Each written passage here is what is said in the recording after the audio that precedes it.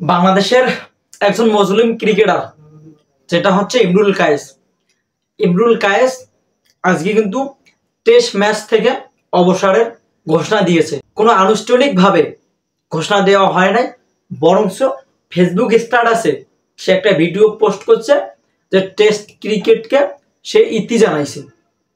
আপনি একটা জিনিস ভাবেন যে একটা ক্রিকেটার তখনই ফেসবুকে স্ট্যাটাস দেওয়ার মাধ্যমে টেস্ট খেলা থেকে সে অবসরে যাবে যখন সে নির্যাতিত নিপীড়িত মজলুমে পড়বে। ইমরুল কায়েস কিন্তু অবসরে ঘোষণা দিয়েছে আজকে, অথচ বিসিবি থেকে আনুষ্ঠানিকভাবে কোনো ঘোষণা দেওয়া হয়নি। বিসিবি কিন্তু চাইলেই পারতো ইমরুল কায়েস যে সম্মান পাওয়ার যোগ্যতা তাকে সেই সম্মানটুকু দিতে পারত। আপনি একটা জিনিস ভাবেন, আমরা যারা এই জেনারেশনে যে ইমরুল কায়েসের খেলা দেখি আমরা বড় হয়েছি, তামিম ইকবালের খেলা দেখি আমরা বড় হয়েছি। তামিম ইমরুল কায়েস যাওয়ার পর বাংলাদেশের যে ওপেনিং জুটিটি আছে, আপনি কি বলতে পারবেন যে লাস্ট কোন ম্যাচে তারা টানা 10 ওভার খেলতে পারছে? বাংলাদেশের যে জুটিটি আছে, ওপেনিং জুটিটি আছে, তারা তো কখনো 10 ওভার খেলাতে পারে না। অথচ অনেক ইতিহাস আছে, তামিম ভাই ইমরুল কায়েসের অনেক ইতিহাস আছে, সেগুলা আমরা ভুলে গেছি।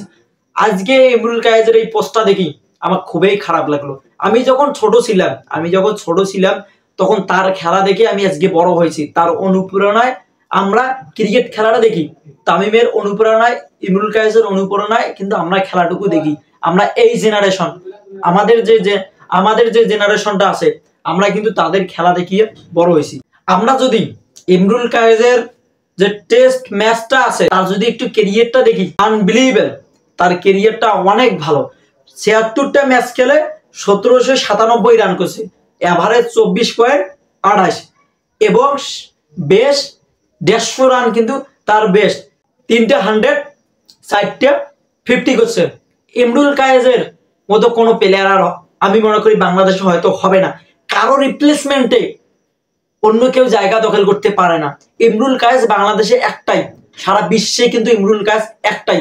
তার রিপ্লেসমেন্টে আর অন্য কোনো প্লেয়ার হতে পারে না আমি মনে করি। আমি বিসিবিকে একটা কথা বলতে চাই যে আপনারা বিসিবির 900 কোটি টাকা যে আছে, সেগুলো টাকা দিয়ে আপনারা কি করবেন? আমাদের যে প্লেয়ারগুলো সম্মান পাওয়ার যোগ্যতা, আপনারা তো সেই প্লেয়ারকে ওই প্রাপ্য সম্মানটুকু দিচ্ছেন না। এটা আমাদের জন্য লজ্জাজনক বিষয়। আমরা যারা কন্টেন্ট ক্রিয়েটর আছি, যারা স্পোর্টস নিয়ে কথা বলি, দিন শেষে আমাদের যে প্লেয়ারগুলো নিয়ে আমরা টোল করি বা সমালোচনা করি, সবকিছুই করি, কিন্তু কোন জায়গা থেকে করি জানেন?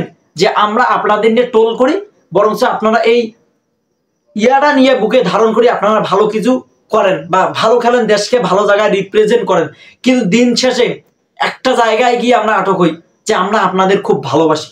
দিন শেষে আমরা যেমন আপনাদেরকে গাইলাগালি করি, আপনাদেরকে অনেক ভালোবাসি। একটা কথাই আছে না, যে আপনাকে রাগ দেখাবে বেশি সে আপনাকে শখ করবে বেশি। কিন্তু দিন শেষে আমরা বাংলাদেশের প্লেয়ারদের যে অবস্থা দেখতেছি, কারোর সাথে কোনো মিল নাই, কোনো মেজরিটি নেই। এইভাবে যদি আমাদের ক্রিকেট বোর্ডটা যদি চলে, তাহলে আমাদের ক্রিকেট বোর্ডটা একটা সময় ধ্বংস হয়ে যাবে। আপনি একটা জিনিস দেখেন, আমাদের আফগানিস্তানের এগেইনস্টে আমরা ম্যাচ হারলাম, সিরিজ হারলাম, কিন্তু এই আফগানরা আমাদের অনেক পরে কিন্তু ক্রিকেটে যোগ দিছে। তারা অনেক দূরে এগিয়েছে, আর আমরা দিন দিন তলানির দিকে যাইছি। এভাবে তো চলতে পারে না। ক্রিকেট বোর্ডে যে 900 কোটি টাকা আছে, আপনারা সে টাকাগুলো দিয়ে কি করবেন? বাইরের দেশে টাকা পাঠাবেন? একটা জিনিস মাথায় রাখবেন, আপনি পৃথিবীতে যা কিছু করবেন তার সব কিছু কিন্তু কর্ম ভোগ করতে হবে পরকালে। সো এই জিনিসটা আপনারা একটু ভেবে চিনতে সামনের দিকে আগাবেন। আমি মনে করি আপনারা বাংলাদেশের সব প্লেয়ারকে, যারা লিজেন্ড প্লেয়ার থেকে শুরু করে ব্যাক প্লেয়ারদেরকে আপনারা ভালো সম্মানটুকু দিবেন, এটা দেওয়া দরকার। দিন শেষে তারা আমাদের দেশকে বাইরের দেশে রিপ্রেজেন্ট করতেছে, এটা তাদেরকে একটা সম্মান দেওয়া দরকার আমি মনে করি। এই যে ইমরুল কায়েস, তার খেলা দেখে আমরা আমাদের শৈশবটা কেটে দিছি। ইমরুল কায়েসের খেলা যখন দেখতাম মনের ভিতর শান্তি কাজ করতো। ভাইয়ের যে খেলাটা ছিল, যে আগ্রাসিভ মুডের খেলা ছিল, মনে করেন ভারতের যেমন বিরাট কোহলি, রোহিত শর্মা, তারা ভালো খেলে, তারা তাদের দেশের একটা বিরাট কোহলি, রোহিত শর্মা। কিন্তু ইমরুল কায়েস আমাদের একজন বাংলাদেশি প্লেয়ার, সে আমাদের বাংলাদেশে। ইমরুল কায়েস ভারতের বিরাট কোহলি, রোহিত শর্মা, শুভমান গিল থেকে শুরু করি, তাদের চেয়ে বড় বড় লিজেন্ড প্লেয়ার কিন্তু আমাদের ইমরুল কায়েস আমরা মনে করি। কিন্তু এই জায়গায় আপনারা আমাদের প্লেয়ারদের সাথে যা কিছু করতেছেন এটা আমরা কখনো মেনে নিতে পারি না, পারবো না। এটা খুব দুঃখজনক, হতাশ বিষয়।